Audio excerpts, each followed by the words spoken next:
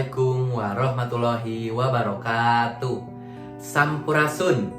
Mangga urang sami-sami panjatkeun puji sareng syukur ka Allah Subhanahu wa taala nu di mana dinu ieu waktos tos masihan kasempatan keur hadir dinu ieu acara sareng dinu kaayaan anu sehat walafiat.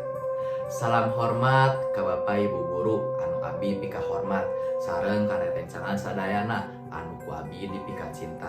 Tepangkeun nami abdi Akbar Fauzi atanapi anu sok disaur Abay. Nah, abdi teh salaku koordinator ekstrakurikuler LSS SMA Negeri 3 Bandung.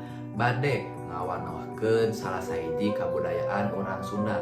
Jigana rerencangan abdi sadayana teh tos nyaho nya ieu teh kabudayaan naon. Soalna kabudayaan ieu teh lumayan populer. Nyaeta salah sahiji kabudayaan Sunda nyaeta tari jaipong.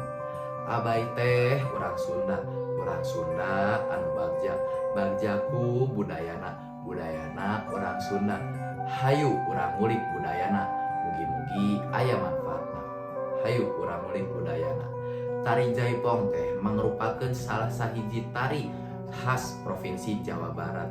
Tari jaipong teh awalna diwauhkeun dinu awal tahun 1870 nyaeta ku Gugum Gumbira. Tari jaipong teh mangrupakeun gabungan tinu tari-tari tradisional lainna jeung tinu tari-tari topeng lainna ngan jeung elemen musik jeung gerak nu leuwih dinamis sareng energik. Nah, tari jaipong teh sok diiringan ku irama-irama musik, sok diiringan ku rebab, gong, sareng kendang. Nah, tari jaipong teh mangrupakeun tari anu dipikawauh nepi ka luar provinsi Jawa Barat. Tarian ieu teh dipikawauh ku gerakan-gerakanna sareng alunan musikna nu khas, sareng mimik mukana nu ekspresif.